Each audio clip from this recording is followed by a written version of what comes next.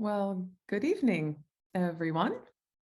Thanks for being here tonight. It looks like most of you have filtered into the Zoom room tonight to join Dr. Sally Hacker and Ian Silvernail. My name is Jessie Jones, and I am the CoastWatch volunteer coordinator. And tonight we will be talking with Sally and Ian on plant life of the Oregon coast dunes.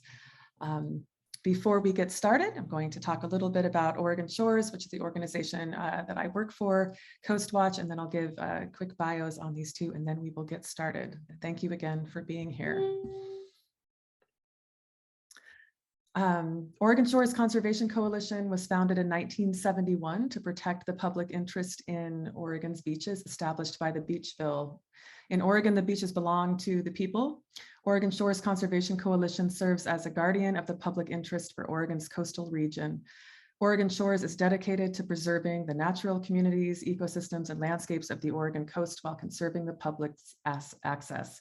Oregon Shores pursues these ends through education, advocacy, and engaging citizens to keep watch over and defend the Oregon coast. I am the volunteer coordinator for CoastWatch, which is a mile-by-mile beach adoption program that encourages stewardship, community, and citizen science and basic reporting of every accessible mile of the Oregon coast. Volunteers include individuals, families, neighborhoods, schools, other conservation organizations, hiking groups, our marine reserves, and more.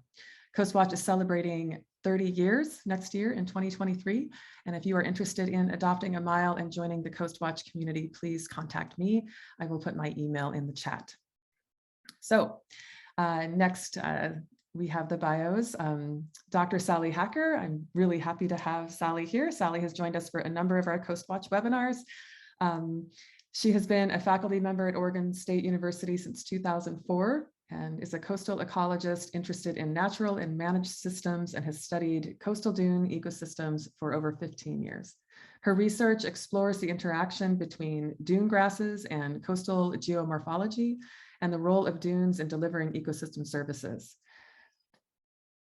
including coastal protection and conservation in the US Pacific Northwest. Sally and her students have explored how my lights are going out on my screen here for this. Let's see, Sally and her students have explored the functional geomorphology of dune grass species influence and how they influence sand capture, dune shape, and coastal protection today and under climate change.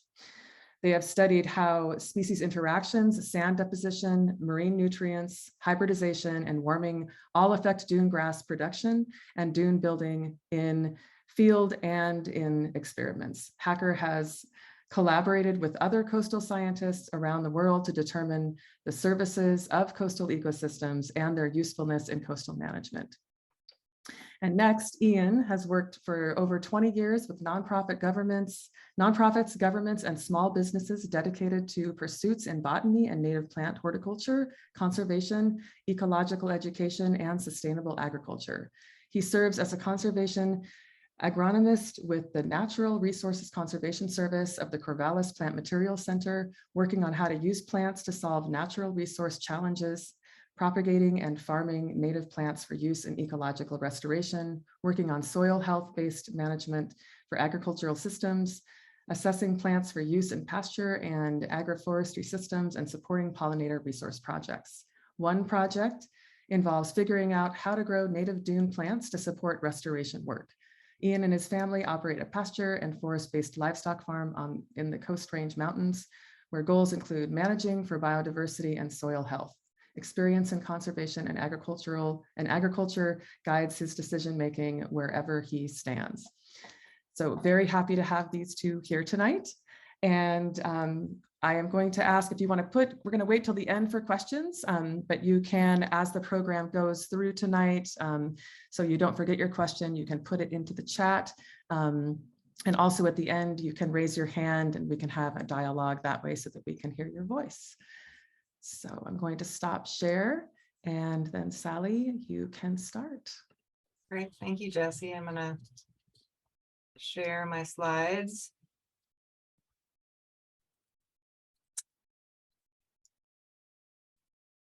Yes, great. Thank you so much, Jesse, for inviting me to give this talk. I really get to just talk about plants, so it's kind of fun to do this, and also to have Ian here to talk about the native plant community and kind of the resources out there. That's really exciting. So as Jesse said, I am a professor at OSU, at Oregon State University.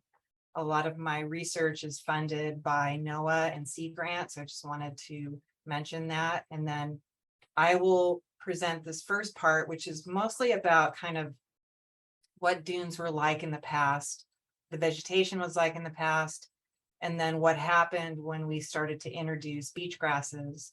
And then Ian will take over and talk more about native dune plants and propagation and restoration. And Sally, you're going to want to do your full screen there. Oh, I'm sorry. That's Thank okay. You're welcome. There we go. Is that good? Looks great. Right. Yes. Great. Thanks. So as many of you know who've come to these talks, we have a lot of coastal dune habitat. So beaches and dunes make up about 45% of the Oregon and Washington coastlines. And the largest dune sheet in all of North America occurs here in Oregon. So it's, that area between Florence and Coos Bay. Very, very large amount of sand on our coast. And it supports these dune systems.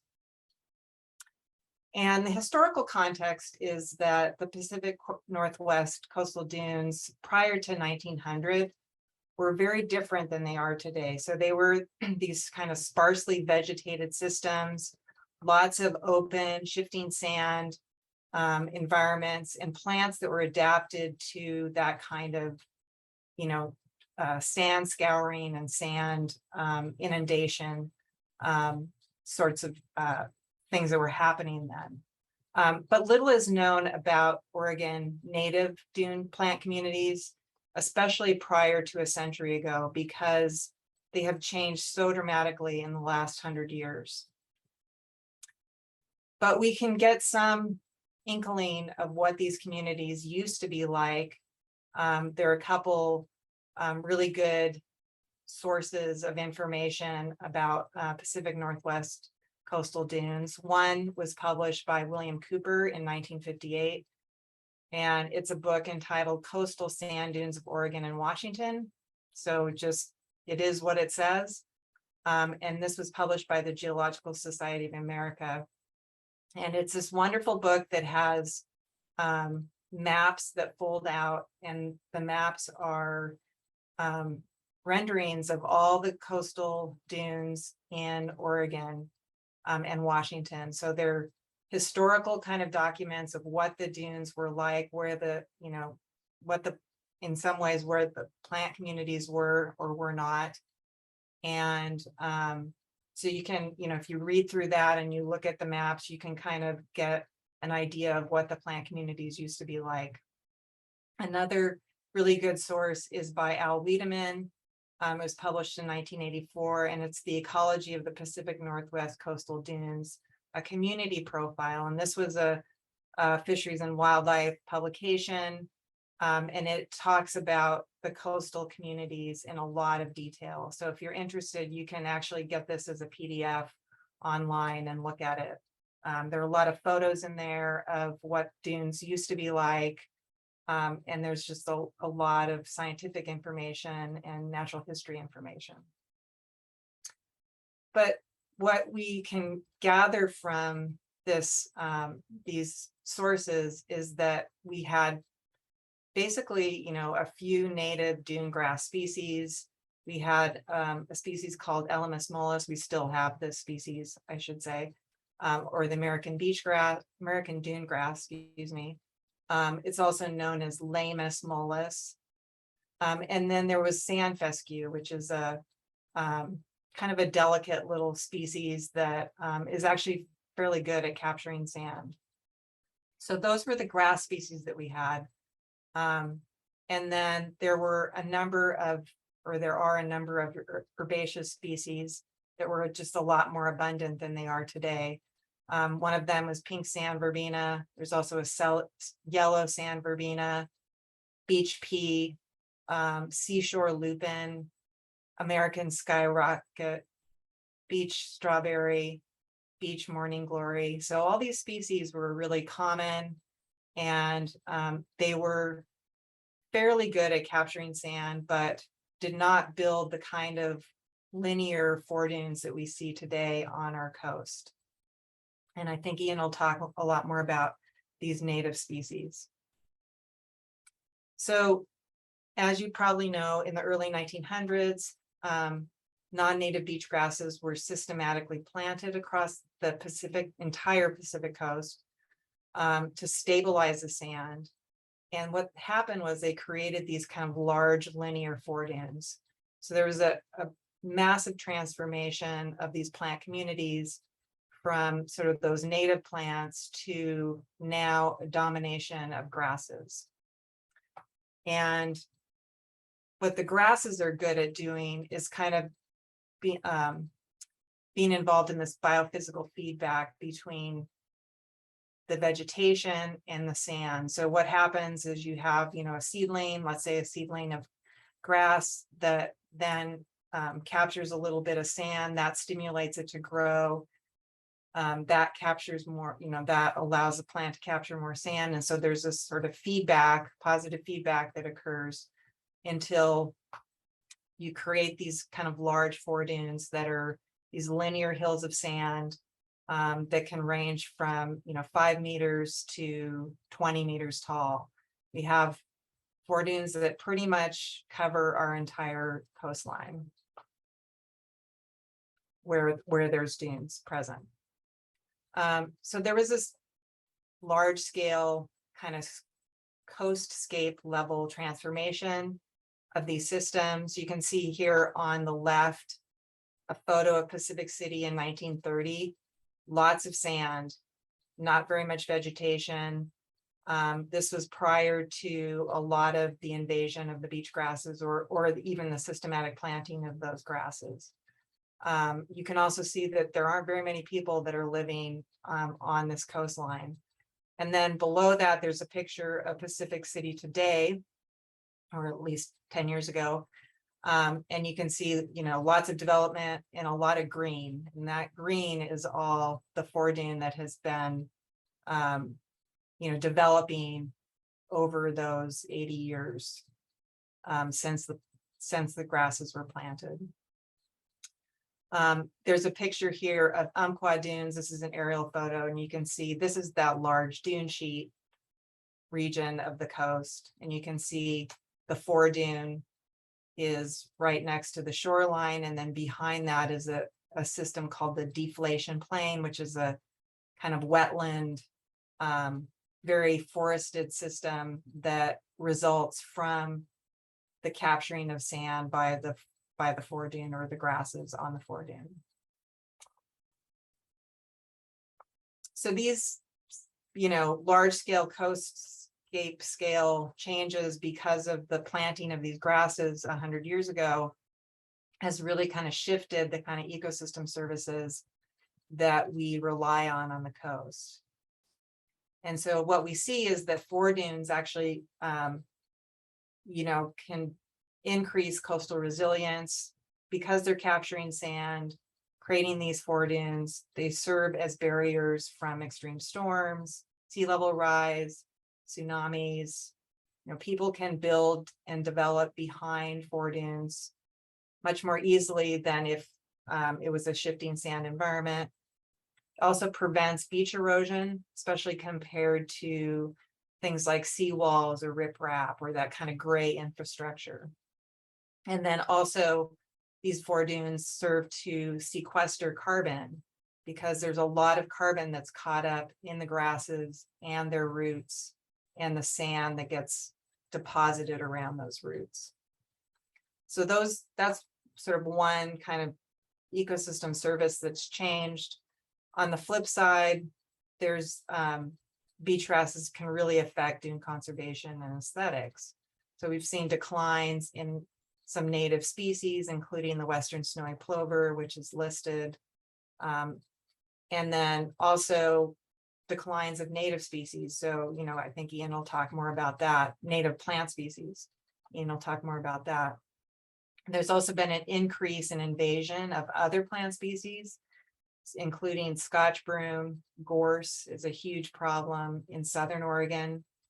And it's been exacerbated by the formation of foredunes. And then the other issue that we face is the interference of these foredunes with coastal viewsheds and aesthetics. So there are areas and management situations in which people would like to reduce the size of the foredune so that they can increase their viewshed. So the story is a little bit more complicated. So these beach grasses were introduced in the early 1900s, but actually there were two species that were introduced. And so there was a kind of a sequencing of the introduction. The first grass that was introduced is the European beach grass. So it is from Europe. And it was introduced in the early 1900s. So it was the first beach grass to be introduced, and it spread all along the Pacific coast from California up into, you know, from Mexico basically up into British Columbia. By the 1950s, it had spread along the entire coast. And then in the 30s, Ammophila breviligulata, which is the American beach grass, it's from the east coast of the US in the Great Lakes area. It was introduced near the Columbia River, and it spread really well. It especially spread north, but also spread a bit south as well. And now it mostly dominates the dunes in the northern region. So from kind of central Oregon up into Washington is mostly this American beach grass species. And so one of the things that we've explored is there a difference in how these two beach grasses shape the dune and shape the foredune, because they actually have pretty different morphologies and growth forms. So Ammophila arenaria has many thin shoots. It grows much more vertically. And because of that, it's able to capture sand in a vertical direction. So most of the dunes that it occurs on are taller and narrower types of dunes. Whereas Ammophila breviligulata has fewer shoots. Those shoots are thicker. It has more of a lateral growth form. So it's spreading out laterally much better than Ammophila arenaria. And that creates shorter and wider dunes. And so we've also explored the interaction of these two beach grasses, especially in the ranges where they overlap. So that the two species overlap from, you know, mid Oregon up into Washington. And it turns out that the more we, you know, we're studying kind of this area where the two species overlap, the more we started to see kind of an unusual beach grass species. And it turns out, long story short, that it is actually a hybrid that's formed between the reproduction of the two different species. So Ammophila arenaria and Ammophila breviligulata are reproducing in this area where the overlap of the two species occur. And they have created a hybrid. And we verified that genetically. This is work that Rebecca Mostow, who was in my lab,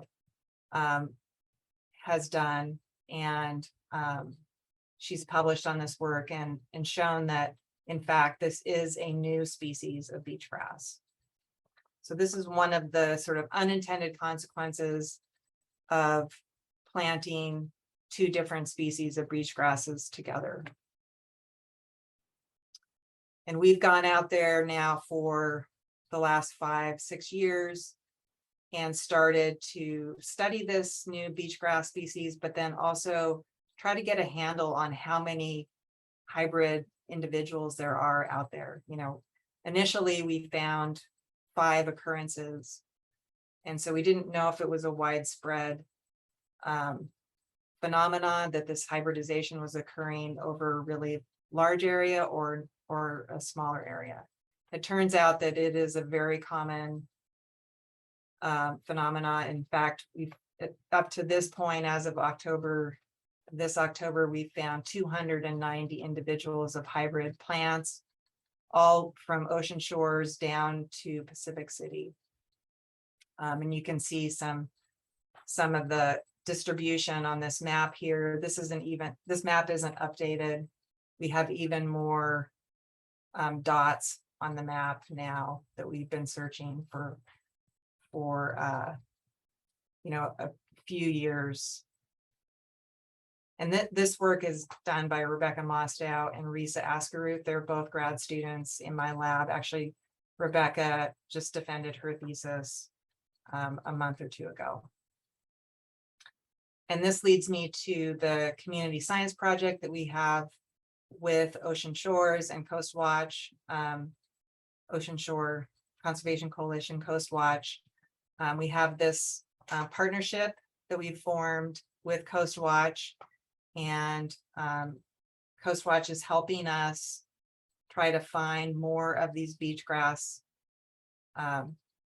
individuals along the coast. And we're using iNaturalist, which is a platform that allows us to have people enter their observations into this platform, and then we can determine whether or not they actually found the hybrid. And I will just show, here's the iNaturalist website. If you want to look at this, you want to try to go out and find the hybrid, that would be great. And also the iNaturalist site has a lot of information about how to ID the different grasses that are on our dunes. So if you're interested in trying to figure out what species you're looking at, you can use this iNaturalist website to determine that. So I think I'll end there and let Ian take over and talk about the other side of this, which is all the native plants that are out there on the dune. So I'll stop sharing. Great, thank you, Sally. Mm-hmm. Okay, Ian's got a great new background going on now. Looks super. I had to hide the ugly office background. Okay, let me start to share here.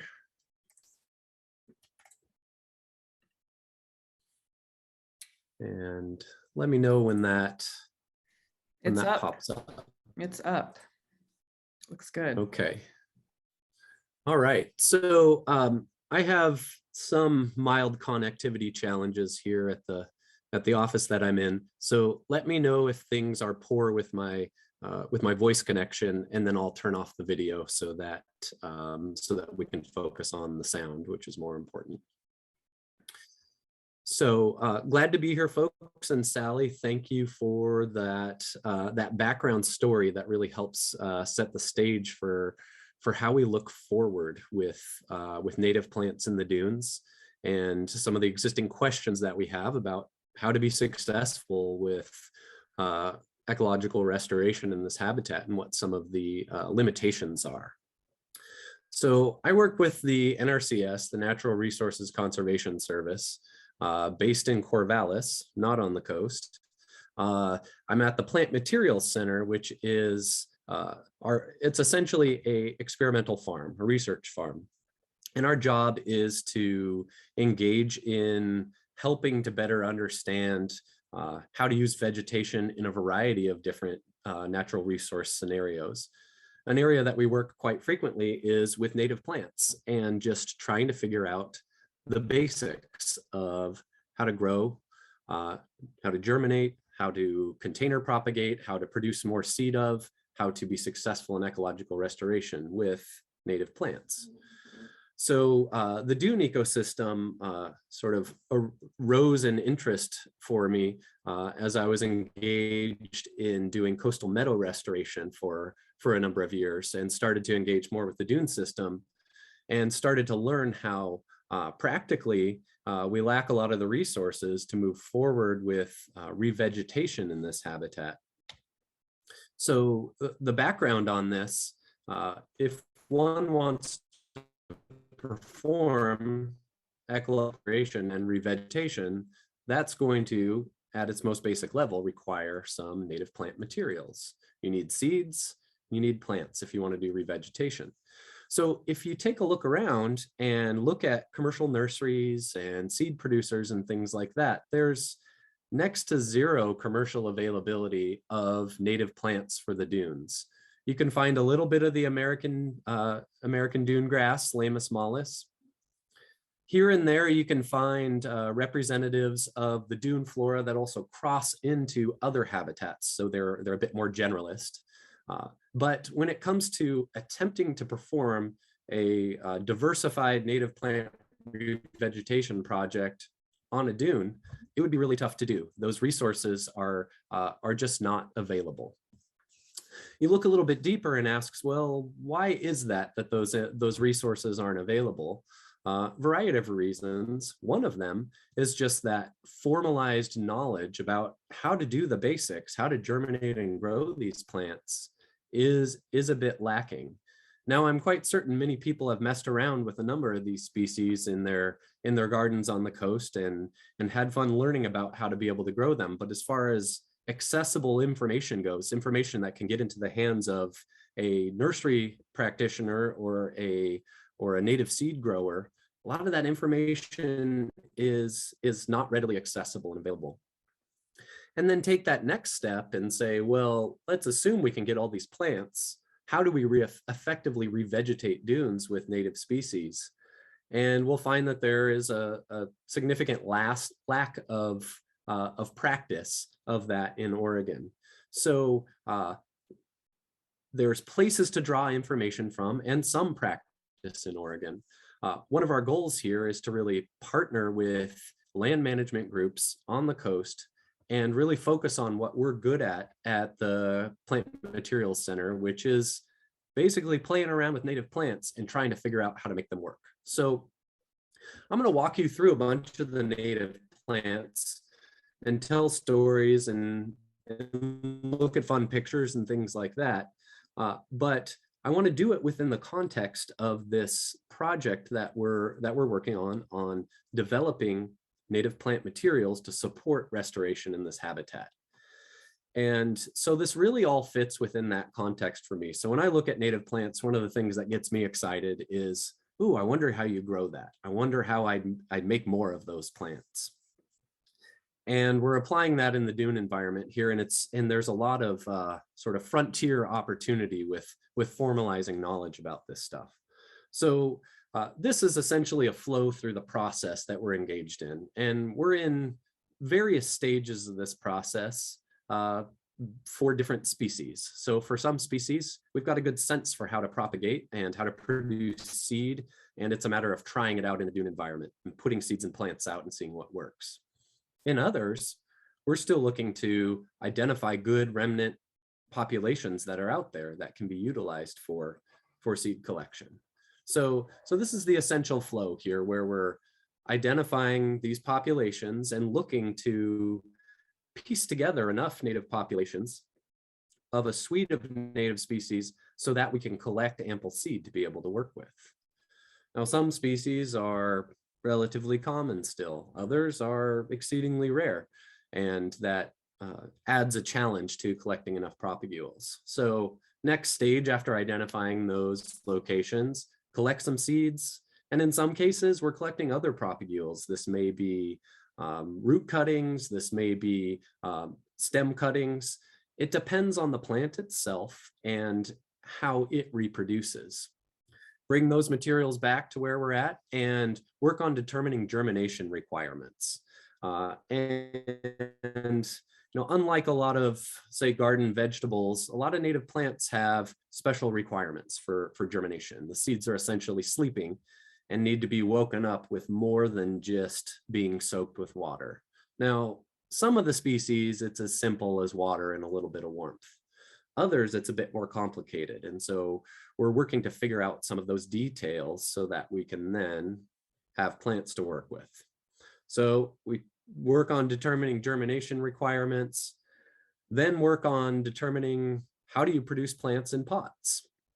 Does a specific kind of media make a difference? Do you need a certain size pot? How long does it take things to grow? Lots of these basic, real practical questions that somebody who is operating a native plant nursery and trying to grow plants for ecological restoration in the dune system would need to know. So one of the goals is to just take some of the risk out of it, so we can work on figuring out some of this information and then support growers to be able to do this efficiently as demand rises for plants for restoration in this habitat. The area that we have significant experience with at this center is taking these plants after we've grown them in pots and farming them. So planting them in the ground, trying to determine efficient methods of maintenance and care and harvest so that we can take tiny bits of seed and turn that into large amounts of seed to be able to use on the ground. And for many species, this is the stage that we're at now, where we have experimental scale seed increase fields that we're looking to see how do we gain efficiencies in that process? How do we make it more efficient than just collecting wild seed so that we can support growing more seed to be able to be used in revegetation efforts? And that last stage there, determining effective revegetation methods, that's one that is, I would say, largely forthcoming. There's experience here and there scattered around.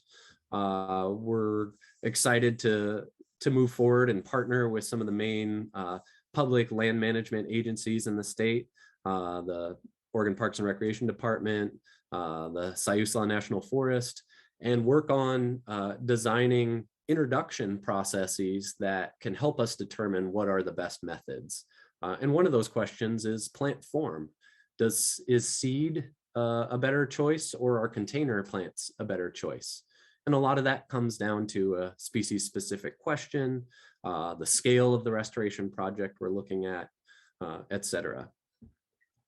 So I'm going to dive through a bunch of these native plants and talk about what the experience in the wild is with them that I've had, as well as what our experience trying to grow them on the farm is, and how we're working to try to sort of crack some of the codes about how to be successful with some of these plants. So Sally had mentioned Lamus mollis, the American dune grass. In my estimation, this is probably the most common native dune grass that I come across wandering the dunes throughout mostly the central portion of the state. A much wider leaf blade than you'll find on the introduced grasses, and generally a bit of a bluer green cast to it. Those things tend to make it stand out. It tends to not produce a ton of seed in the wild. That picture in the center is an exception. That's from a population near Quina Bay this year that in recent years hasn't flowered a lot. This year, it flowered and produced quite a lot of seed. So usually what I'm observing is this plant reproducing vegetatively, spreading via rhizomes. So that doesn't translate terribly well to trying to farm this plant for seed to be able to make more seed to be used in restoration. So one of the ways that we're working to tend to that is to bring together seed from a variety of different populations so that they can cross-pollinate on the farm to increase our chances of those seeds and the resulting offspring having a greater level of reproductive success. I'm going to walk through a handful of what we call the native graminoids, or the grass-like plants. They tend to be pretty foundational in this ecosystem. We can think of foredunes as essentially a really sparsely vegetated grassland with the grasses and sedges, rushes, these other grass-like plants forming a sort of a structural foundation for the plant community. So beyond American dune grass, probably the most common sedge that I come across is bighead sedge, Carex macrocephala, named after that rather large seed head that you see in the upper right picture there. Really spiky, not so fun to hand collect these seeds in the wild. They tend to stab into your hand as you're collecting them off the plants. However, there are some decent sized remnant populations of this out there. You see that picture in the center showing a relatively significant patch of big-headed sedge that's near Pacific City. This plant will produce abundant seed. It also tends to run through the loose sand with rhizomes. That picture on the left-hand side there, after doing a little scraping around in the sand in that spot right there, it looks to me like that probably started with just roughly 2 plants that began somewhere down near the bottom of that photo and then grew essentially in parallel through the soil with their rhizomes, extending all the way up to the top of the picture and creating different shoots at different points. So that really loose sandy environment, there's a number of species that will run through the sand and do a lot of vegetative reproduction. On the farm, we have some rows of this planted for attempting seed production. I think it will lend itself well to mechanical harvest, an efficient process using a small scale plot combine so we can harvest a lot of seed quickly. The seed itself actually needs a fair bit of aggressive abrading as well as multiple months of cold to get it to germinate. That aggressive abrading is somewhat commonly needed for dune species and not surprising given the substrate that they grow on, that coarse sand. So it's a way of allowing seeds to last a longer period of time and extend into subsequent seasons and years before they're able to germinate. So essentially making your babies last for many more years. A couple other common grasses that Sally had mentioned, seashore bluegrass, sand fescue. You need to be a bit of a grass nerd and look closely at these to be able to tell the differences, though there are some coarse differences in the flowering structures on these that you can see from a little bit of a distance. These are plants that I expect to be pretty successful with restoration. Sand fescue, we have a long history of growing this for seed. I'm talking about plots on the scale of a quarter acre or a half an acre, using a small scale combine to harvest it, getting a couple 100 pounds of seed. So we have a lot of the details of how to work with this plant on the farm and in a nursery worked out. So it's a matter of now spreading seed on dunes and seeing how successfully it establishes. We're working on that process with the seashore bluegrass as well and have nicely established stand of it on our farm. These are perennials. Oftentimes perennials take a little while to flower, so we haven't seen flowering occur in our 1-year-old stand of the seashore bluegrass yet, but we'll see what 2023 brings. Into some of the forbs. We'll start with coastal strawberry. This is probably the only strawberry that you're going to find on the dunes. Relatively widespread, even commonly found amongst the introduced grasses. It works its way into the coast range just a little bit, but this is a pretty coastally isolated species. A challenge with strawberries in a restoration environment is that they want to reproduce vegetatively. For those of you who've grown them in your gardens, you know they send out these runners called stolons, and those will root and produce new plants. If they're putting a lot of energy into that vegetative reproduction, then they often put less energy into fruit and production. And this species presents that challenge. So on the left there, what you see are some raised beds where we're pretending that these are commercial strawberries and that we're trying to produce as much fruit as we can. So we've planted them in raised beds. We're doing soil and foliar analysis and treating them as though they're commercial strawberries where we want to maximize fruit production. And so on the right there, you see some of the fruits and you see the seeds attached to the outside. Now, you can be really successful in restoration with planting those runners. They take quite well, but it's not the most scalable solution if one wanted to work on restoration on the scale of tens or even hundreds of acres. So we're playing with the potential to increase seed of this species to see if that's a viable method for utilizing it in restoration. Jury's still out on that. The legume family is of particular interest in the dune environment, and there are several native legumes. Now, you can think of the soils on dunes as being pretty nutrient poor, in particular that of nitrogen. And some of you are likely aware that, that these pea family plants create a relationship with bacteria attached to their roots. And those bacteria are essentially forming little fertilizer factories, grabbing nitrogen for the atmosphere, feeding it to those plants, and those plants are able to grow more successfully because of that nitrogen availability. As these peas lose their leaves, the roots die back, or the entire plant dies, that nitrogen becomes more readily available in the ecosystem. So these plants play an important role in the general nutrition of the plant community in a dune system and in other systems. Lathyrus japonicus, the beach pea, with those deep purple flowers, the left two photographs, is a very common plant.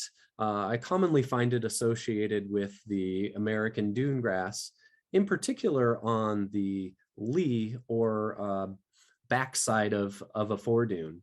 Seems to be relatively competitive in association with that American dune grass, despite the presence of some of the introduced grasses.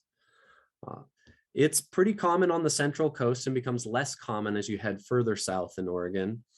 And further south, the gray beach pea or Lathyrus littoralis becomes more common.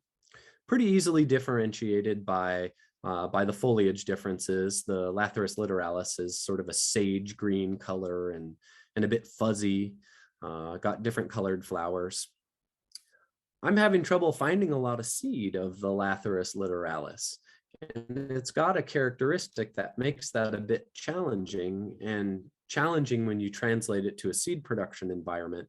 The pods, when they're ripe, they fall straight on the ground. They don't hold on the plant. And that's not a very good characteristic if you're trying to farm something for seed in order to be able to produce a lot of that seed.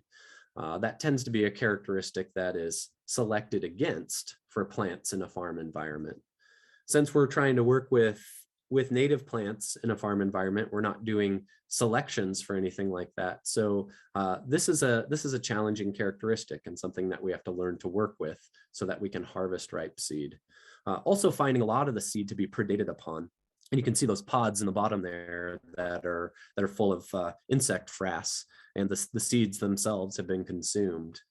So relatively small harvests that we're finding available for the gray beach pea. And one final legume from the dune system is the seashore lupin, Lupinus littoralis. If you find a lupin on the dunes, most likely it is this species. And this one is a great one to work with in a farm environment. Germinates and grows well, produces quite a lot of seed.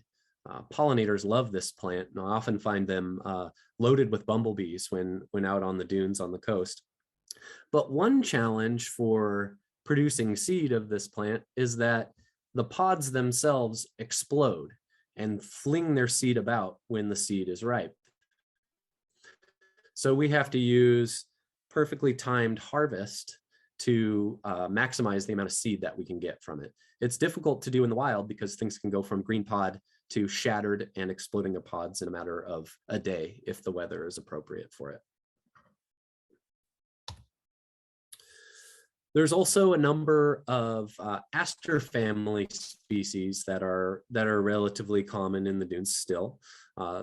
Common yarrow and pearly everlasting, these are very widespread species existing through most of the United States, but also finding a good foothold in the dune environment. They're also pretty late flowering plants, which provides a nice niche for pollinators. And they're easy to grow and reliable. So these are two plants that we don't have to do a lot of development work on. We generally, the broader community understands how to work with them in restoration, how to work with them in a farm and nursery environment. And so these, the big question is, how do we work with them when it comes to reintroducing them in a dune environment where they're not present?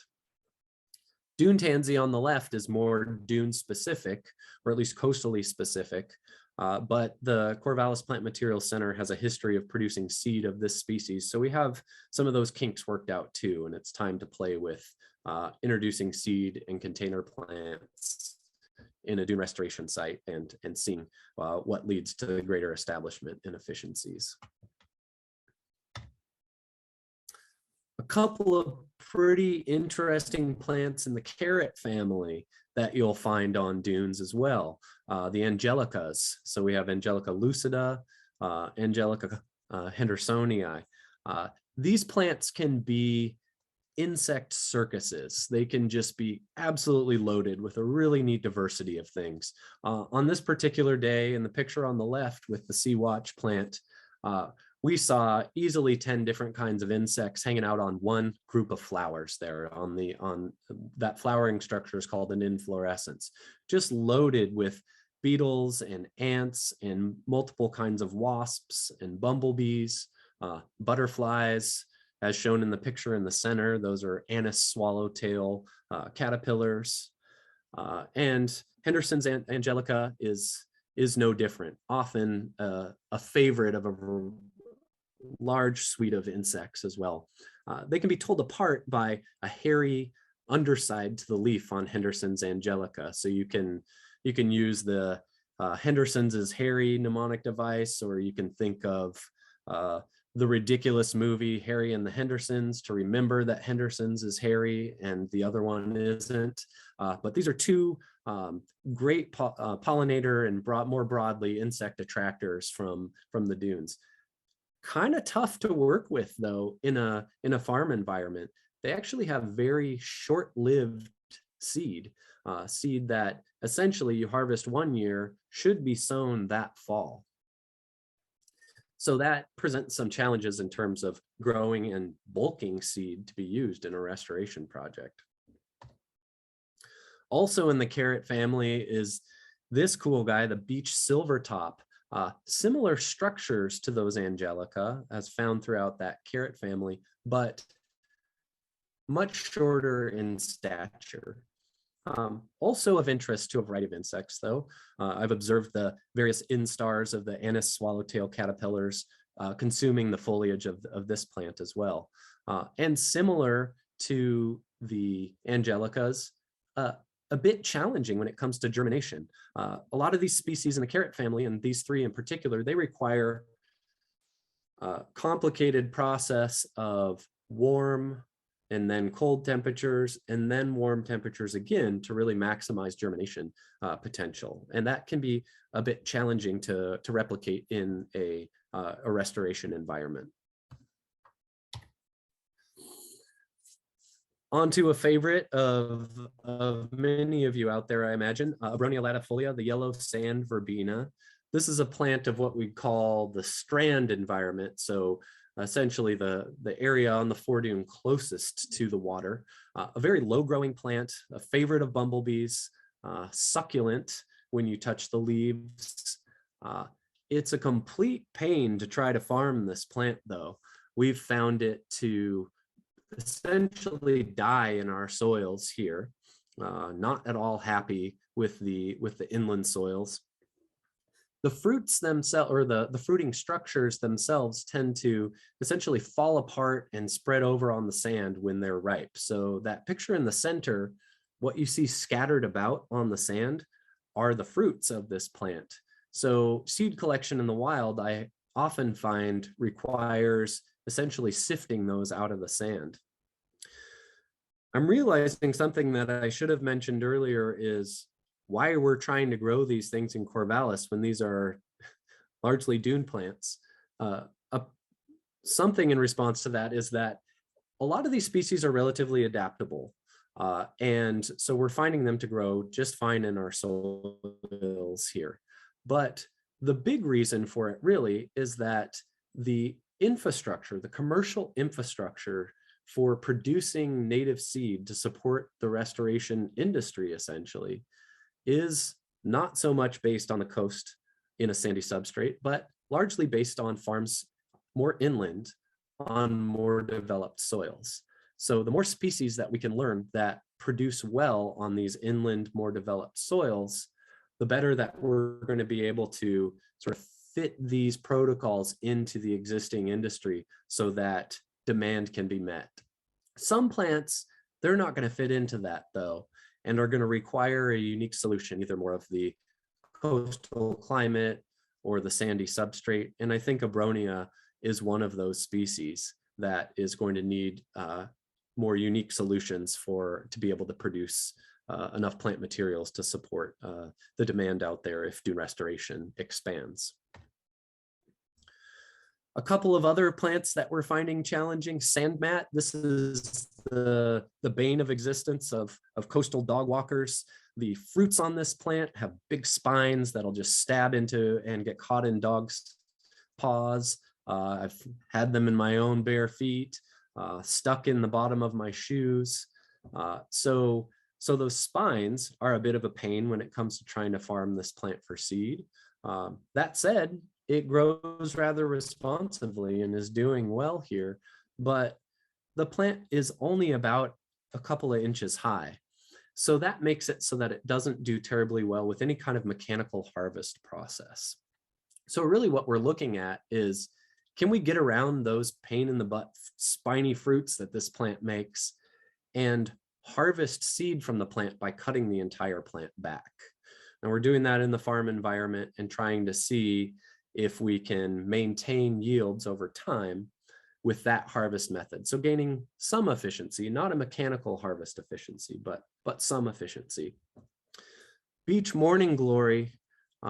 This is a plant that has very few flowers per plant and very few seeds per flower, and is not an exceedingly common plant out there. So all those characteristics add up to it being a challenge to being able to produce enough plants to support restoration needs. There will need to be some unique solutions, as we're not finding it to be successful here. So one that we'll have to get together as a community to figure out how to make this plant successful and available to be able to be used in restoration.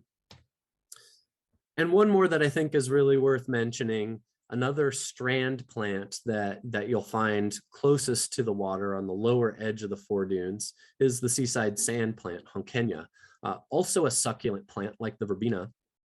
This plant has edible leaves. It doesn't tend to produce very much fruit, and therefore seed. So in our explorations of how to propagate and utilize this plant, we're avoiding the seed production angle and working on using vegetative propagules. So that bottom picture there, you see stem cuttings that we've found to be successful if you just rip them off the plant and stick them in the sand, rooting at a really high rate. So that will be scale limiting for its use in restoration.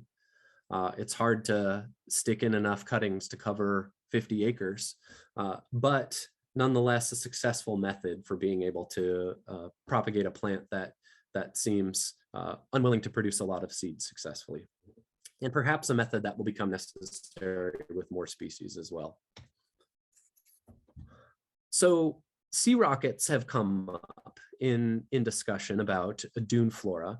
And we have two species. We have the European sea rocket, as shown in the right-hand picture there. Those are the fruits of it. And you can notice those knobs that form on either side of the fruit. It looks a bit like an arrowhead. Those horns or knobs will let you know that you're looking at the European sea rocket. The second picture from the left there is the fruit of the American sea rocket. And you'll notice a distinct absence of those horns, different shaped fruit. Leaves are also a bit different, or tend to be different between the two, though they can intergrade, so it can be a little confusing.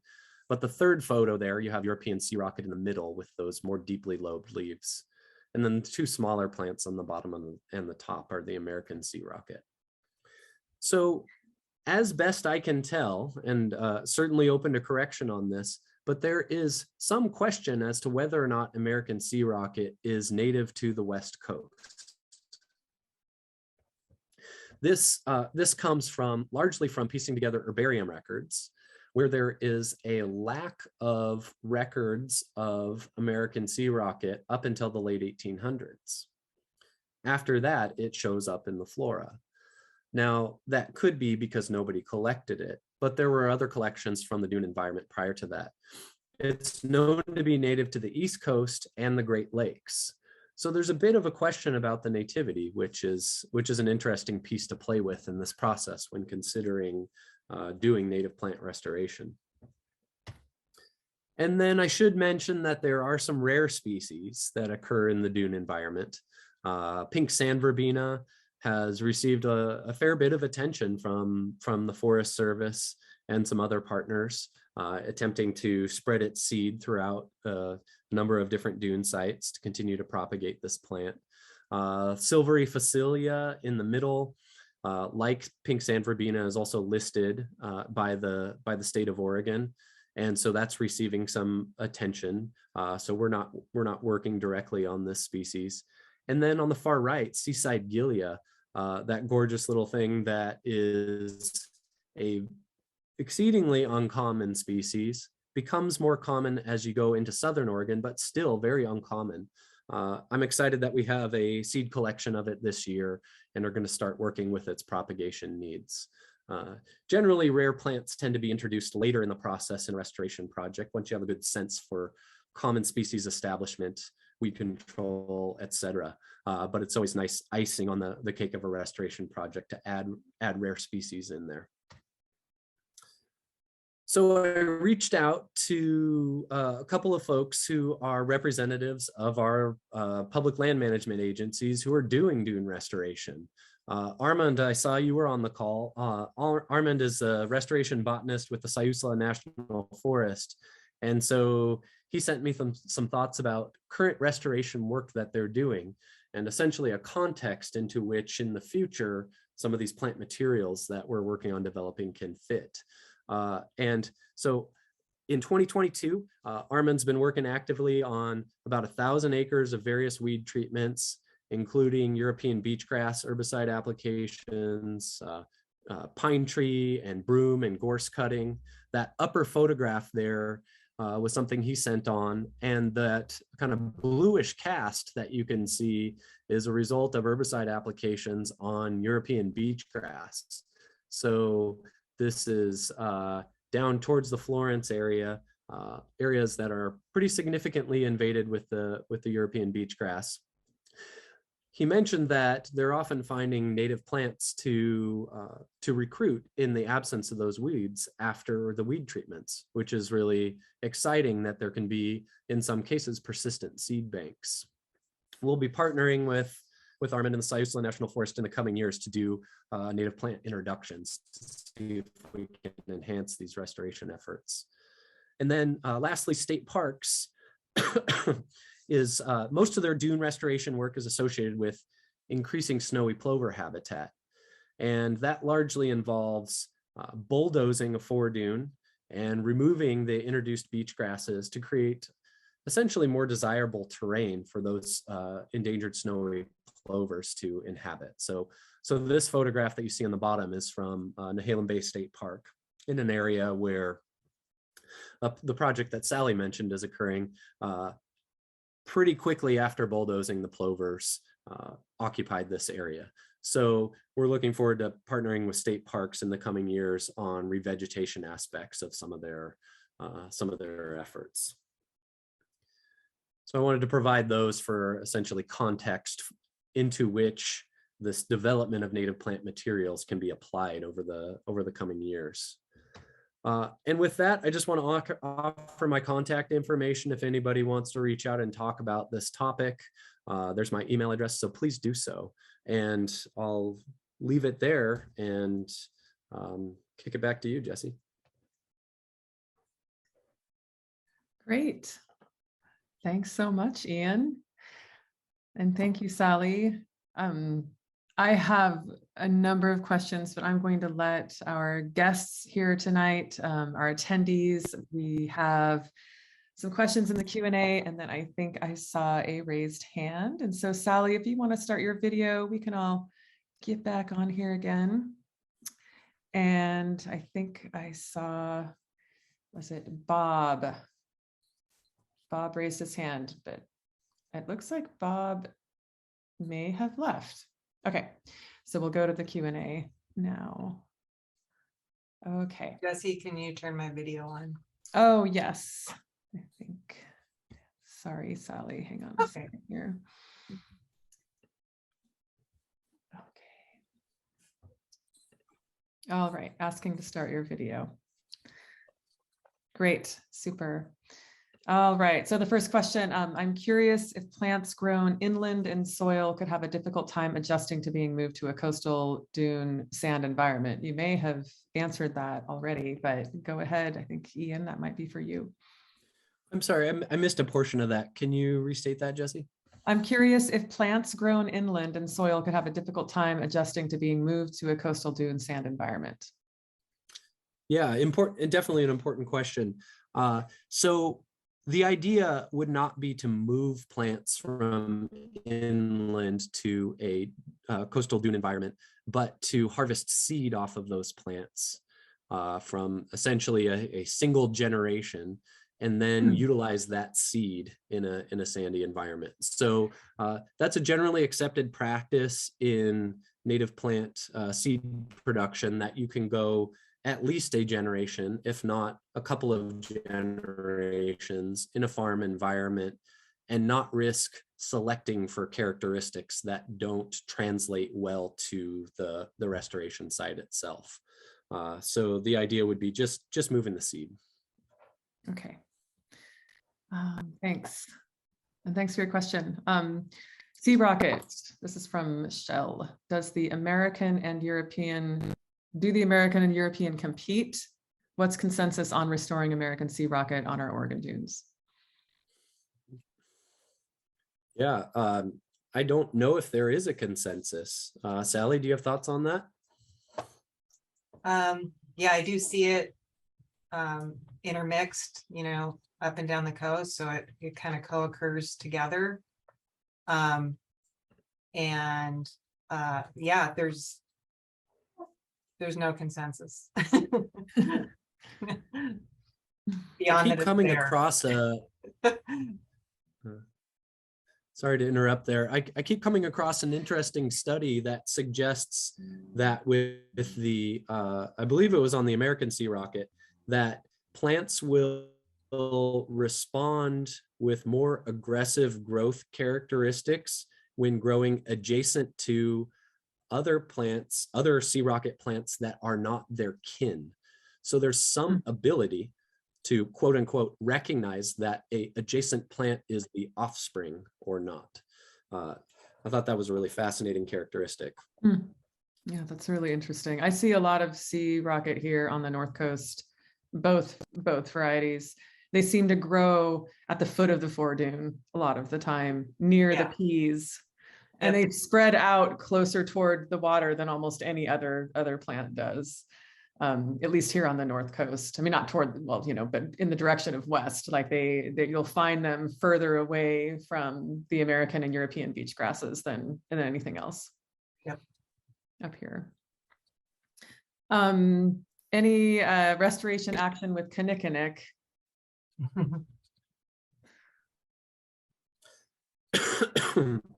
We haven't been working on kinnikinnick. That's something that the nursery industry has definitely worked out pretty well in terms of basic propagation. I think it certainly plays a role, though.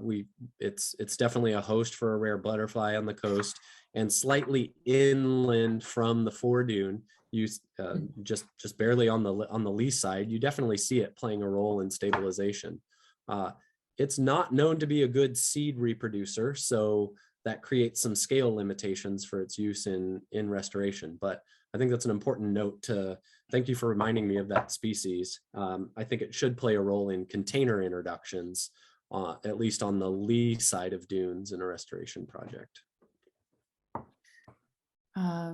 Is there a plant list available in PDF form that can be used as a reference for the plants found in the dune ecosystem?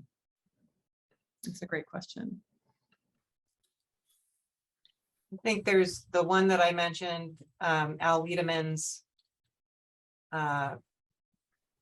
manuscript from 1984. You can, if you just type in that Al Wiedemann, you'll be able to get a PDF of that publication. It has a lot of natural history information and a lot of information about the different kinds of plant communities that occur on the dune. So, you know, the kinds of associations that species have either on the front of the dune or the, you know, back of the dune or, you know, in the dune itself. So that's a really good list. There's also another book. There's a book called Plants of the Oregon Coastal Dunes. It's also written by Al Wiedemann. And you can, I think, get this book, you can buy it online, and it has, you know, it's just a guide, plant guide to all the plants that are on the Oregon dunes. It's a really nice book. I don't know if it's out of print, but. Can you, or will you, Sally, please write his name into the chat for everyone so that we can see how to spell that? Yep, absolutely. Thank you. Let's see. And Lorelei asks, are the books still in print? Where can they be found? Maybe she was, Lorelei, are you asking about the very first couple of slides that Sally showed? Maybe. I'll put both of these in. Okay, great. Thank you. Another question, how is the dune plant community defined? How is it distinguished from other coastal plant communities? And is there a resource that defines these areas?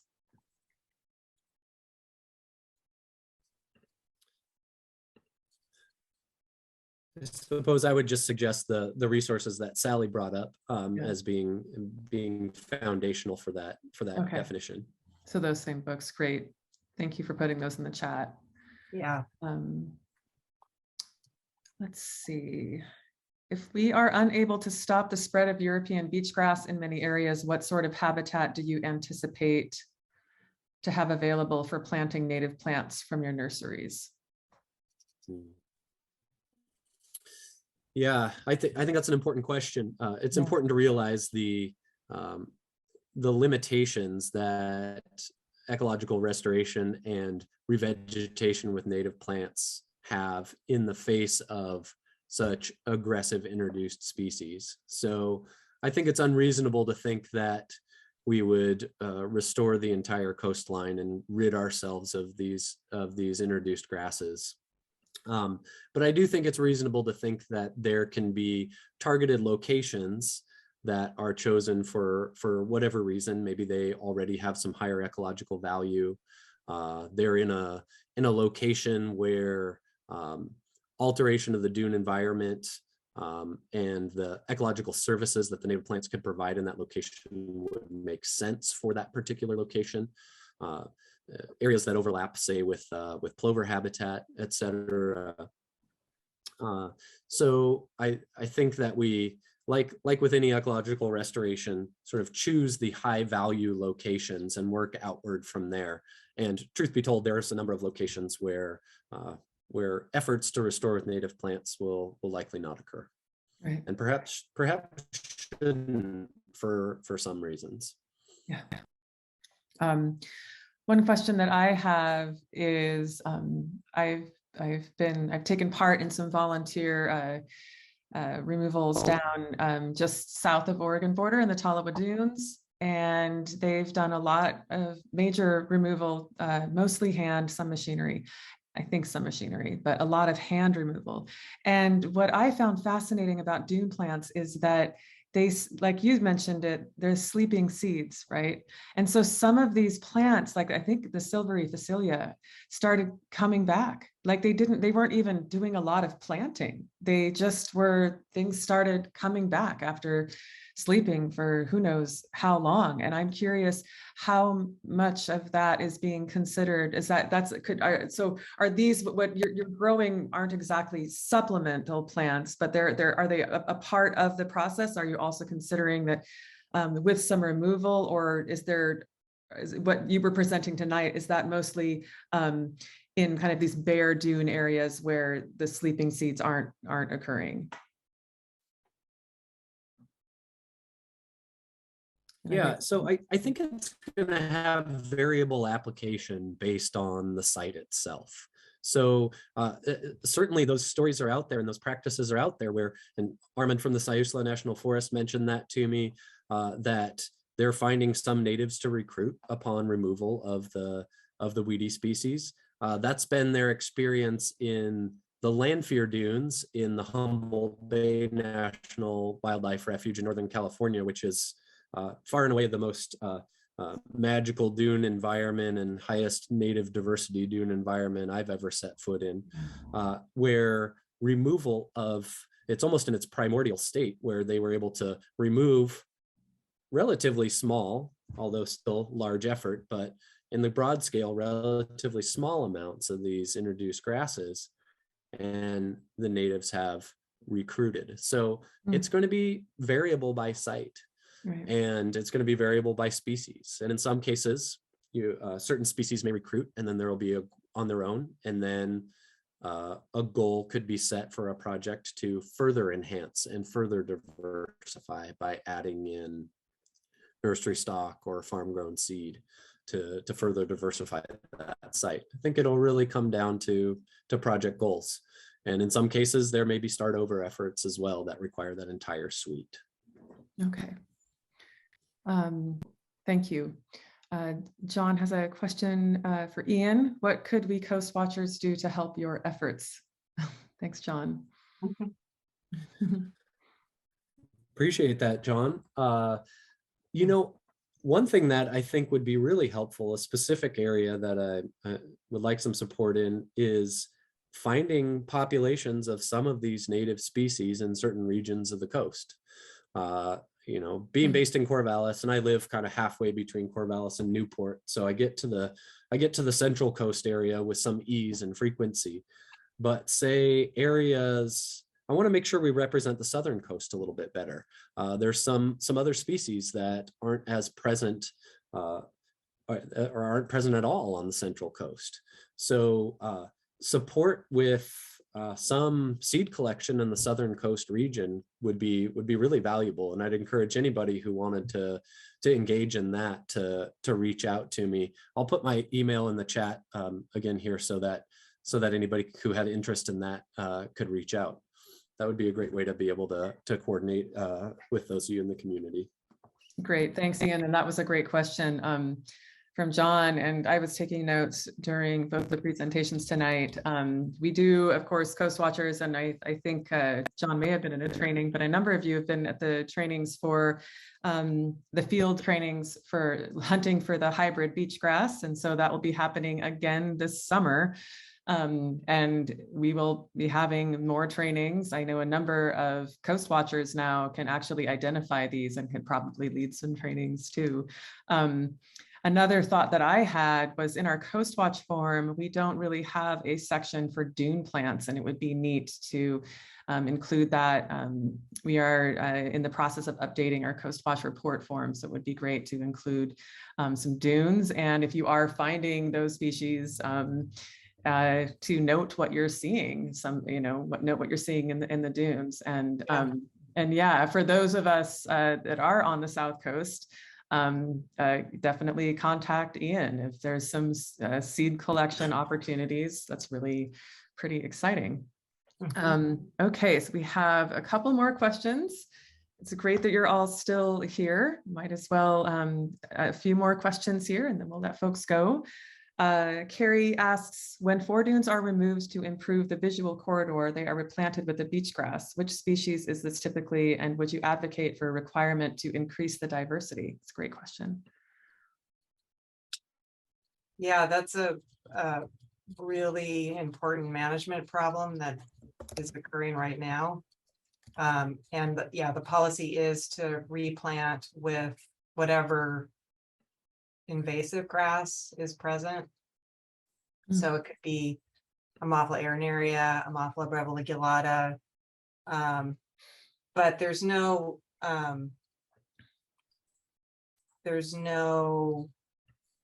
barrier, I would say, to planting native plants as well.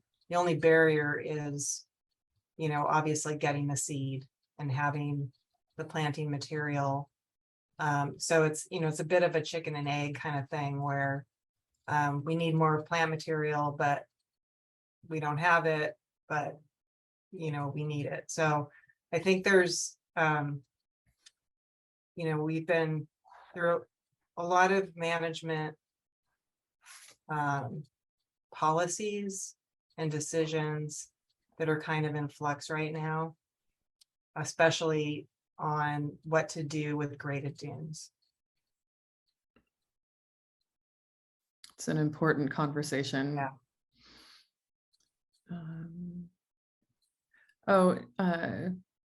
Ian, if you click, And that really is a great opportunity to spread native species. Yeah. Is utilizing them when dune grading occurs, or having potentially exploring there being some incentive for the use of native species in that circumstance. Right. okay, another question. Are there particular times of year that are better for collecting seed? I imagine it varies for different species. Yeah, definitely. The season is essentially closing about now for some of the later ripening species, and then earlier ripening species are May, June period of time. So it's kind of on a rolling basis by species throughout the late spring and into the early fall. Hey, Ian, I have a question for you. So if, a person wants to collect seed, do you need to have a permit? It depends on the land that you're on, but if it's on public land and the ocean shore and a lot of the dune environment is managed by the state, and so in that circumstance, yes, yes, you need to have a permit for that. Yeah, I imagine for rare species as well, right? Yeah, most definitely. Here's a really good question. 2 more questions and then let folks go. How much of the islands, quote, of coastal woodland habitat in the central Oregon dunes are a result of those early 1900 plantings to control the dune sand, like shore pine, Scotch broom, etc.? That's a good question. Yeah. I'm not sure I know the answer to that. I mean, a lot of what's occurring in the back dune, so the plant communities that are in the back dune, with the Scotch broom and the shore pines and so forth, that is all a consequence of the early planting of beach grasses.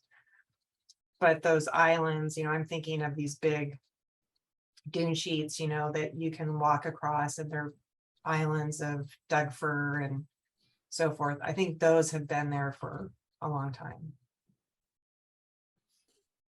And also some of them happened as a result of the foredunes, right? They weren't planted. Yeah. They were. Yeah, succession. definitely. Yeah. That's a really interesting ecological story. Yeah. I mean, there has been very, very little work or historical reconstruction of kind of the successional stages that happened after the beach grasses. So very few people have, well, almost nobody has really looked at that. Are any students here? Yeah, exactly. This project. Yeah, need a lot of aerial photos. Yeah. Yeah. So are there any federal or state lands that could be suitable locations to establish a nursery to increase plant materials for these coastal species? I was thinking about this too, what this person means. I was thinking, what about establishing some nurseries closer? I mean, it sounds like you're having a lot of success in Corvallis, but do you transport sand there, or are you just growing it in the soil, growing everything in the soil? That's one question I had. And also, have you looked into, or there's a lot of different ownerships, different managements, BLM, US Forest Service, where there are these locations where you really, basically in the dunes, maybe you could establish a nursery there. Yeah, those are all awesome questions and points. So no, we're just growing in the native soil here on the farm. And I think and really this is all about whether or not, this is about doing this where the infrastructure exists for the native seed industry. And so that's the reason that we actually felt it was important to try to do this inland as opposed to a barrier. Native seed production is challenging and tool specific and can be costly to get into it. And so it's a big barrier to try to start a native seed industry or a series of sites on the coast to produce significant quantities of plant materials. So the idea was, well, if we can utilize existing infrastructure, and we'll use our experimental farm as a proxy for that for now, and find the plants that are adaptable and successful in this environment, then there can be a subset of plants that require more specialized circumstances that then really will need to be produced, likely in sandy substrates or on the coast. Oftentimes, I'm expecting a lot of those species to be things that don't have obvious mechanisms to do improved efficiencies of harvest. So we have a lot of different machines to do more efficient harvest processes. If a plant really doesn't lend itself well to that and needs to be grown on the coast and also needs to be hand harvested, then the infrastructure required to be able to grow it is a much smaller hurdle to get over. And in that circumstance, it makes total sense to me that a series of coastal seed production farms would work on a subset of these species. And perhaps some of the ones that can be grown inland, but it's a big advantage to be able to take advantage of existing commercial infrastructure inland, so that's not a barrier to entry and a further barrier to production of these species. Yeah, it is not an easy thing that you are doing. So I really commend what you and your team, Ian, are doing out there, growing these plants, collecting these seeds, all the processes. When you were talking about the sand plant, it reminded me, just the one that you stick in the ground, and you said that it'd be hard to cover 50 acres. It reminded me of after the Tillamook burn, when they did all the tree planting and they got all the volunteers to come in, those are planting trees. That plant would be just planting trees, sticking a hole in the ground and sticking them in there. So it might be a good volunteer thing. One day, that might be one of the easiest ones to do. Yeah. Well, I think that's a great system to learn from. Forests are planted on the scale of hundreds and thousands of acres. Yeah. Who knows? Maybe when we throw out a lot of seed on a dune, it'll just get buried and not grow. So there's these different systems that we can draw experience from to learn how to be successful in the dune. And one is to draw experience from tree planting and large scale vegetative introductions. Right. And completely different environments, but something to learn from each. So. Okay, well, this has been a great evening. 7:25. So many of you stuck around. I'm so happy that you did. Thank you, Ian. Thank you, Sally. It was great to see you again and great to meet you, Ian. and really appreciate your time and putting your presentations together. This session was recorded, so all of you will be getting a link and a follow-up email in the next few days where you can find that and share it with others. And I think Ian put his email into the chat. And Sally, would you put your email into the chat too? Absolutely. Yep. And mine is in there as well if you would like to learn more about becoming a Coast Watcher. Please contact me. And I think Ian and Sally are both also open to being contacted. So I'm going to put Sally's in there. And there we go. Okay. Great. Thank you, Jesse. Thanks again. Yep. Night, Everyone everybody. have a good night. Thanks, Jesse. Yeah. Really appreciate the invite. I'm Yeah, glad to you're chat with welcome. you all tonight. Thank you so much for being here. It was great. Bye-bye. Good night, everybody. Good night.